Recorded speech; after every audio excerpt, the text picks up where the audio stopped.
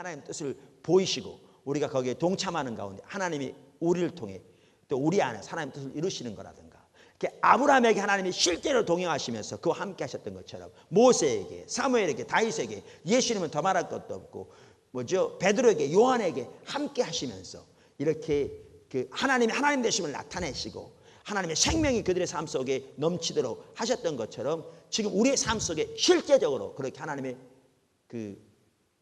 생명이 함께 하시는가, 이러한 차원에서 우리 자신을 보면 우리를 진정으로 볼 수 있습니다.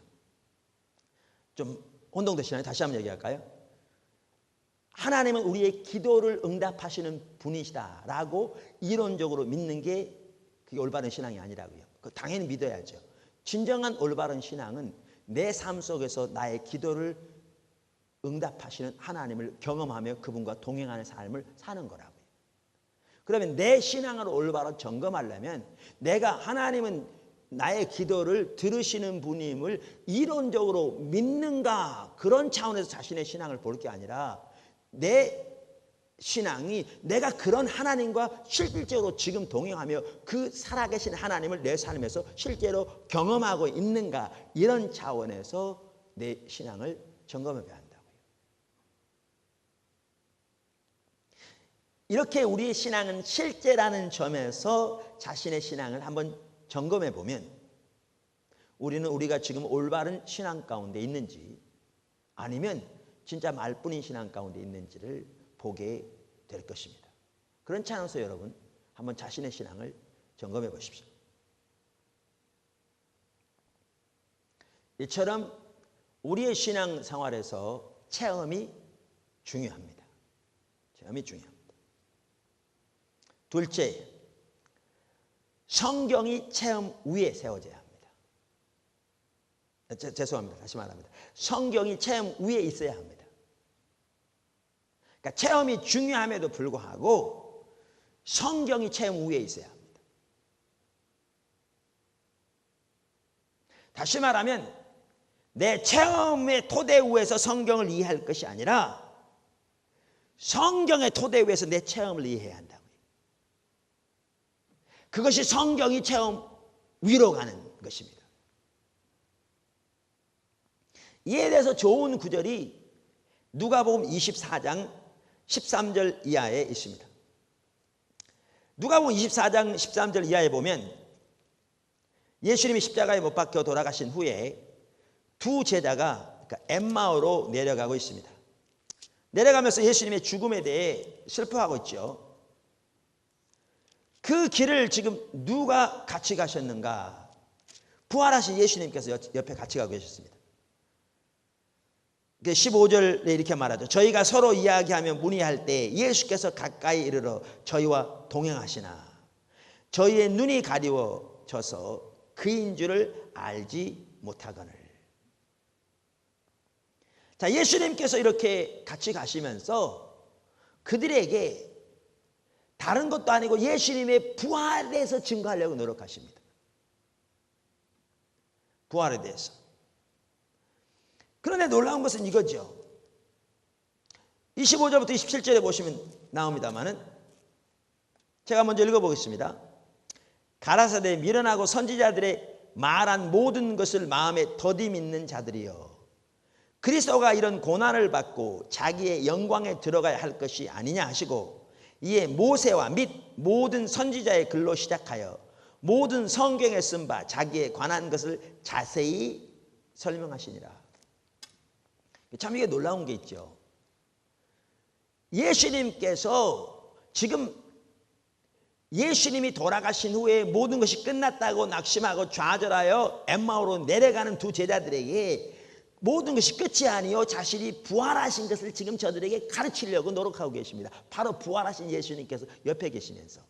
그렇다면 우리 생각에는 아니 부활하신 자신의 모습을 저들이 의심할 나위 없도록 확연하게 드러내 보이면 될 거 아닙니까?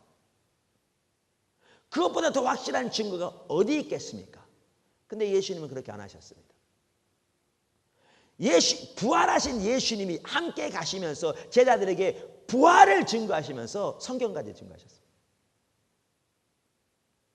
모세오경뿐만 아니라 선지서들뿐만 아니라 시가서 등 구약 성경 전체를 가지고 예수님이 고난을 당하실 것뿐만 아니라 예수님이 부활하실 것을 증거하셨습니다.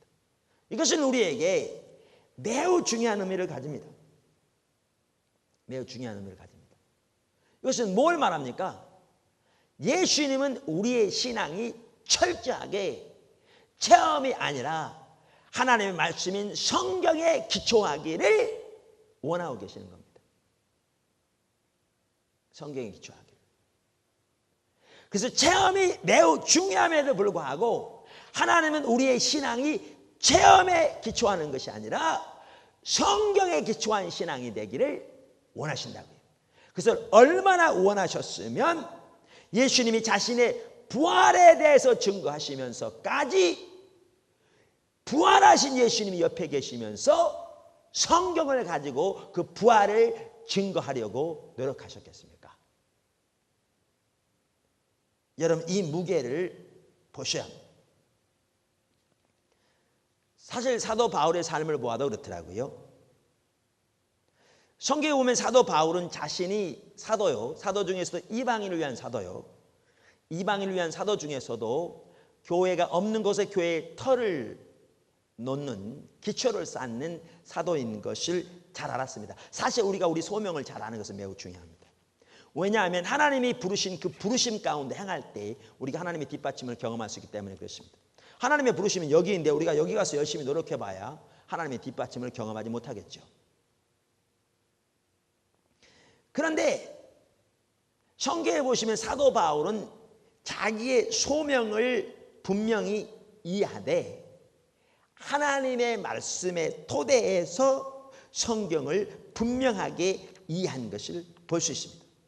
사실 사도 바울이 이거 참 전 중요하다고 생각합니다. 왜냐하면요, 사도 바울이 처음 구원받을 때부터 예수님께서 직접 그에게 나타나셔서 앞으로 그 할 일을 알리셨거든요. 뿐만 아니라 하나님께서 아나니아를 통해서 사도 바울이 어떻게 앞으로 왕들 앞에, 이방인들 앞에 서게 될 것을 말씀하셨거든요.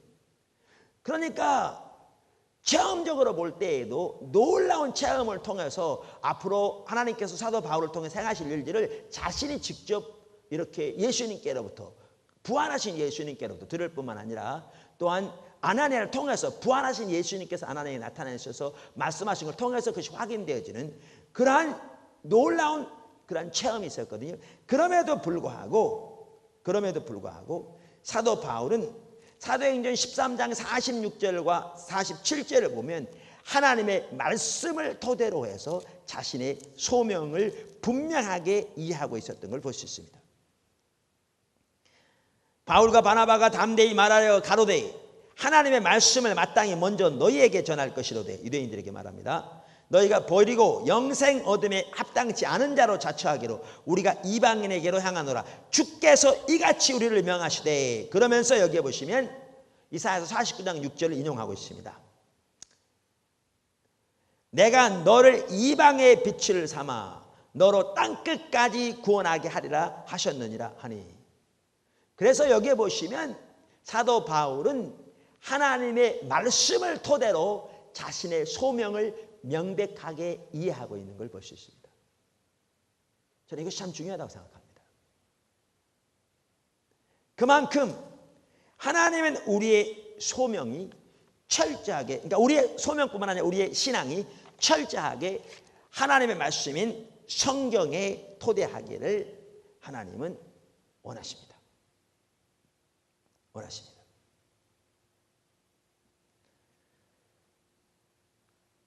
세 번째,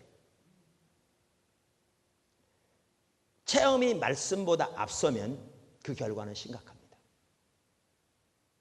체험은 매우 중요한 한 가지 요소임에도 불구하고 체험이 성경 위로 가면 그 결과는 심각합니다. 그게 바로 신비주의입니다.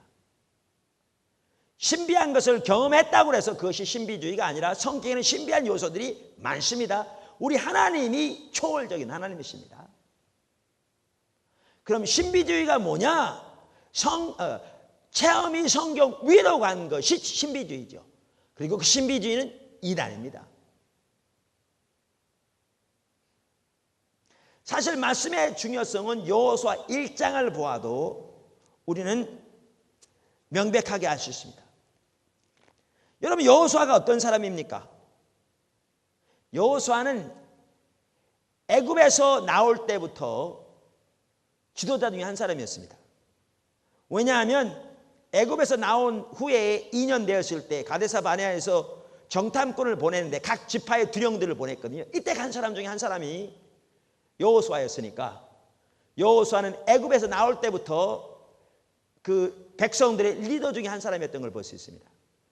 그 리더 중에 한 사람으로서 여호수아는 애굽에서 하나님께서 행하신 10가지 재앙을 누구보다 가까이 본 사람 중에 하나였습니다. 뿐만 아니라 여호수아는 모세의 몸종으로서 그 당시 어느 누구보다 하나님께서 모세를 통해 행하시는 그 놀라운 이루 말할 수 없는 하나님의 역사들을 가장 가까이서 직접 보고 경험한 사람이었습니다.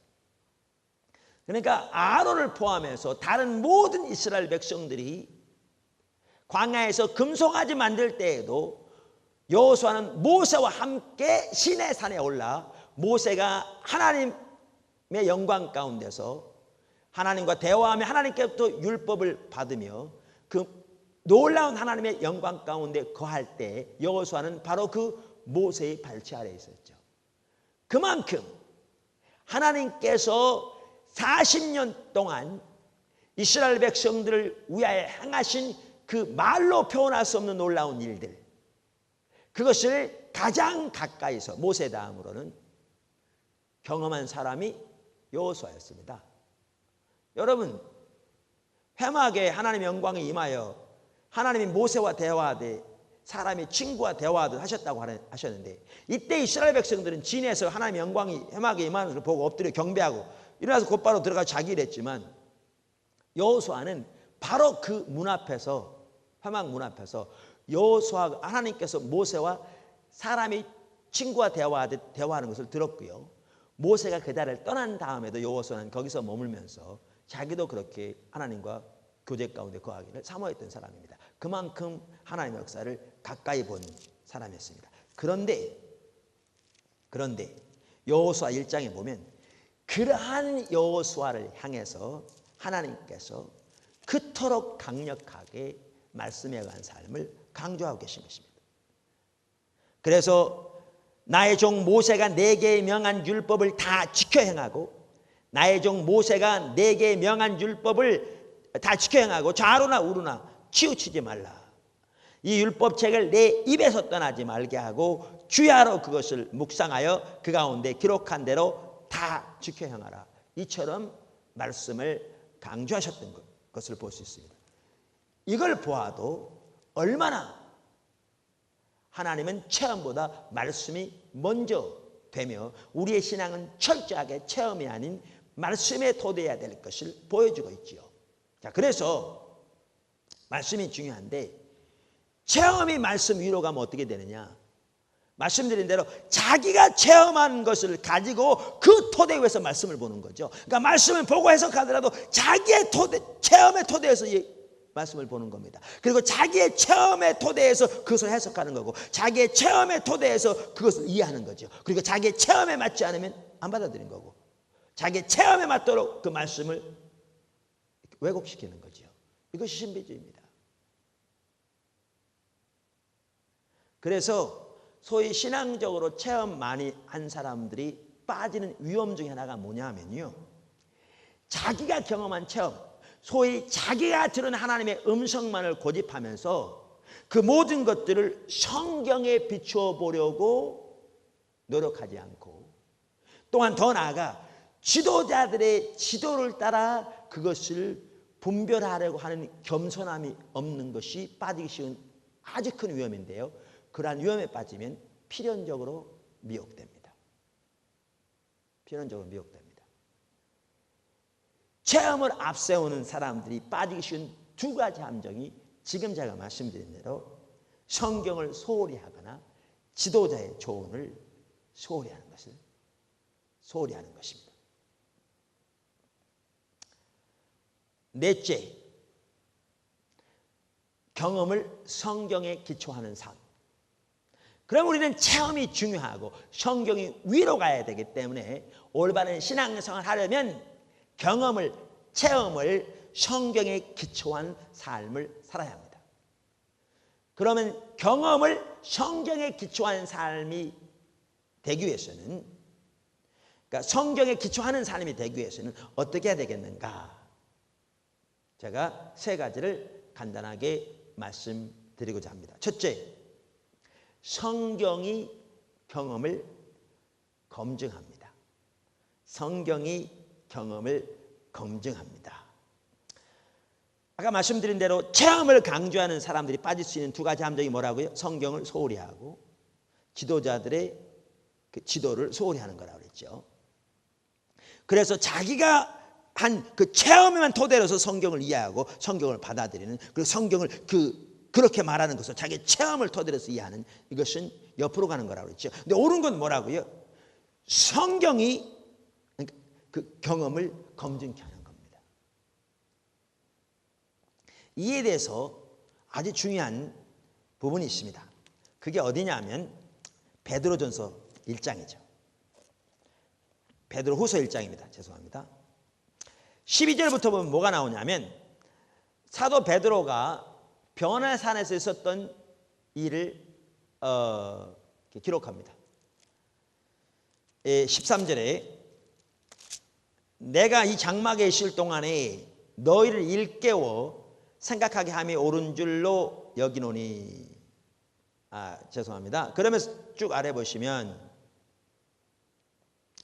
16절, 우리 주 예수 그리스도의 능력과 강림하심을 너희에게 알게 한 것이 공교히 만든 이야기를 쫓는 것이 아니요 우리는 그의 크신 위엄을 친히 본 자라. 지극히 큰 영광 중에 이러한 소리가 그에게 나기를 이는 내 사랑하는 아들이요 내 기뻐하는 자라 하실 때에 저가 하나님 아버지께 존귀와 영광을 받으셨느니라. 이 소리는 우리가 저와 함께 거룩한 산에 있을 때 하늘로서 나옴을 들은 것이라. 지금 무슨 사건을 여기 언급하고 있습니까? 변화산의 사건이에요. 예수님과 세 제자 베드로, 요한, 야고보가 산에 올라가셨을 때 우리가 변화산이라고 말하는, 예수님이 변화되셨죠. 부활호의 모습으로. 그리고 거기에 누가 있었습니까? 모세와 엘리야가 나타나서 예수님과 함께 얘기했죠. 그리고 하늘에서 하나님의 음성이 친히 들렸습니다. 이는 내 사랑하는 아들이요 내 기뻐하는 자라. 너희는 그의 말을 들을지어다. 이것을 베드로만 들은 게 아니고 야고보, 요한 세 사람이 똑같이 들었습니다. 한번 여러분 체험을 이렇게 많이 하신 분들이 있으면, 여러분 이거보다 더 큰 체험하신 분 있습니까? 예수님을 직접 보되 부활하신 영광의 옷을 입으신 주님을 직접 본, 그것도 혼자가 아니라 같이. 그뿐만 아니라 주님 앞에 간 모세와 엘리야가 나타나서 예수님과 함께 얘기하는 것을 직접 본, 그리고 하나님의 음성이 세 사람이 동일하게 알아들을 수 있도록 하늘로서 이 말뿐만 아니라 거기에 하나님의 영광이 가득 머무는 그러한 체험을 하신 분 있습니까? 아마 우리가 한 체험을 거기에 비하면 우리가 하는 체험은 아마 세 발에 필 겁니다. 그런데 여기 성경에 보시면 베드로가 뭐라고 말하는가, 이 체험을 언급하고 난 다음에 또 우리에게 더 확실한 예언이 있어. 이렇게 놀라운 체험, 그리고 그 체험 가운데 하나님이 직접 하늘로부터 말씀하신 이 놀라운 말씀이 있었음에도 불구하고 더 확실한 예언이 있다. 그렇게 말하는데 읽어보시면 그 더 확실한 예언이 뭐냐? 성경입니다.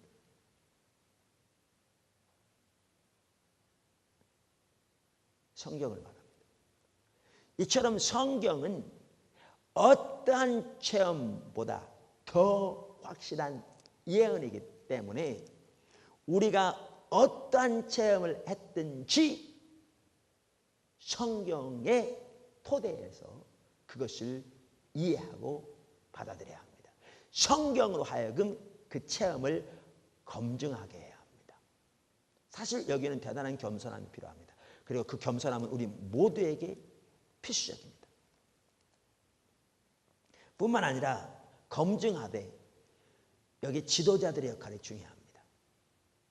자, 여기 보십시오. 우리가 어떤 하나님의 음성을 들었다고 하십시다. 그것이 사단의 소리도 아니고 자기 소리도 아니고 분명히 하나님의 음성을 들었다고 하십시다. 근데 이게 아무리 올바른 하나님의 음성이라 할지라도 이 음성을 이해하고 받아들이는 것은 내가 가지고 있는 가치관, 내가 가지고 있는 신앙관을 토대로 해서 받아들입니다. 그래서 내가 가지고 있는 가치관, 내가 가지고 있는 신앙관이 올바른 가치관과 신앙관이 아니면 분명히 하나님의 음성을 들었다 할지라도 그것을 하나님의 의도하신 바대로 들은 게 아니라 자기 생각대로 자기 관점대로 듣습니다. 그러다 보면 실제로 하나님이 말씀하신 것과는 정반대가 될 수도 있습니다. 여기에 중요한 게 어떤 사람들의 도움이 중요한가 하면 그저 하나님의 말씀하면서 모든 체험을 부인하는 그러한 리더들이 아니라 철저하게 하나님 중심적인 성경적인 지식과 가치관으로 무장되어 있을 뿐만 아니라 하나님과의 친밀한 교제 가운데서 행하는 그러한 리더들의 도움이 필수적입니다. 왜? 바로 그 하나님과의 관계에서 얻은 체험이라도 그것을 성경적인 관점에서 하나님의 관점에서 올바로 이해할 수 있도록 돕기 때문에 그렇습니다. 그래서 아까 말씀드린 대로 체험을 강조하는 사람들은 이처럼 그러한 지도자들의 인도를 많은 경우에 배제하고 자기가 이해하고 싶은 대로 자기가 받아들이고 싶은 대로 그것을 받아들이기를 고집하는 경우가 적지 않은데 그렇게 되면 필연적으로 미혹된다고요. 이와 관련해서 중요한 예가 베드로 예입니다. 사실 우리 모두가 배워야 할 거죠.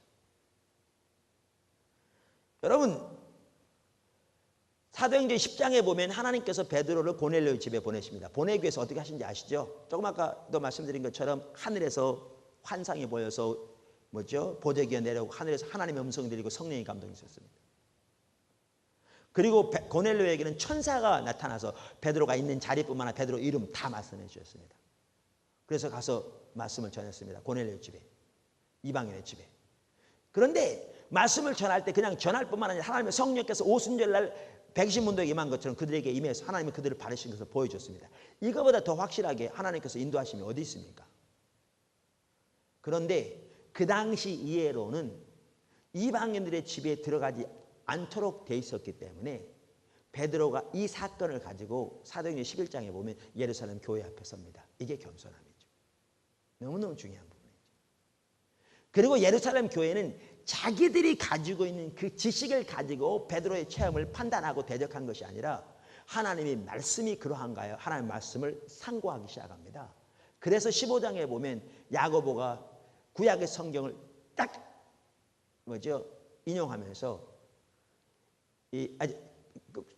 15장뿐만 아니라 에베소 2장을 보아도 구약 시대부터 복음이 이방인에게도 전파될 것이 기록되어 있는데 이미 그것이 야고보서 2장에 에베소 2장에 여태까지 가려졌다 그랬는데 이것이 그러한 과정을 통해서 깨달아지게 되는 것이죠.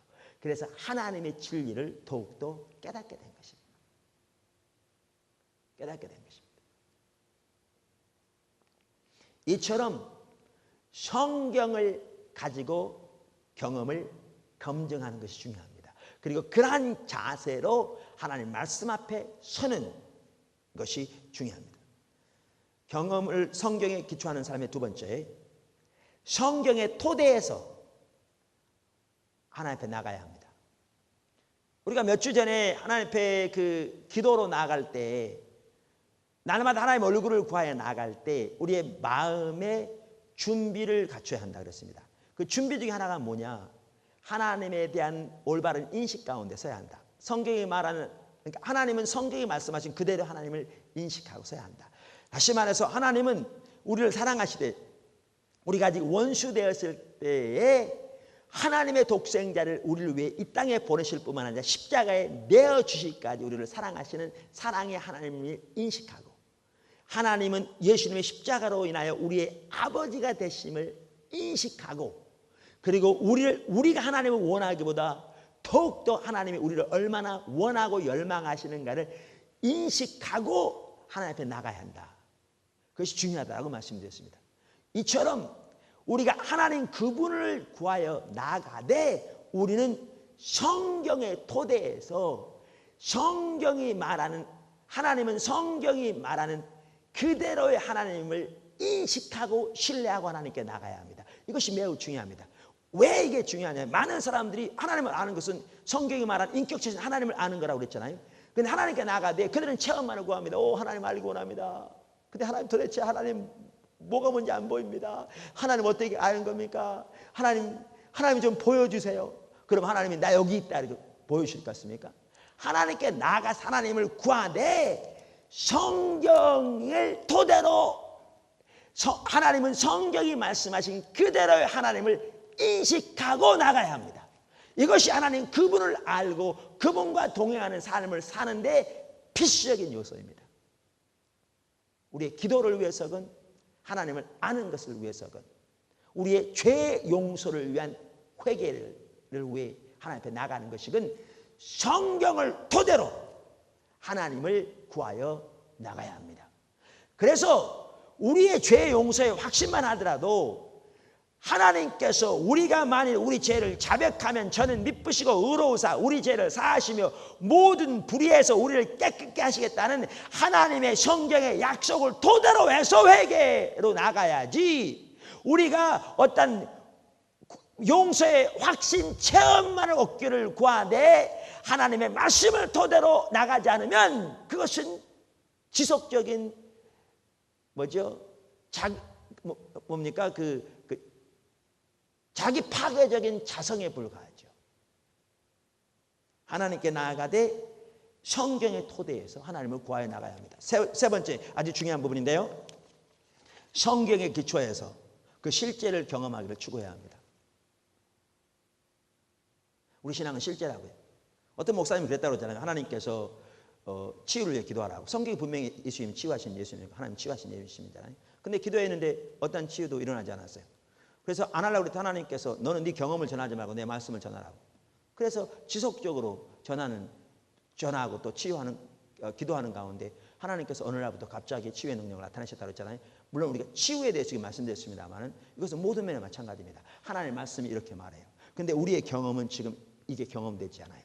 그러나 우리 신앙은 실제이기 때문에 그저 이론적으로 이러한 내용들을 아는 것으로 만족할 게 아니라 이 하나님의 실제가 우리의 삶에 경험되도록 지속적으로 하나님을 구하여 나가야 합니다.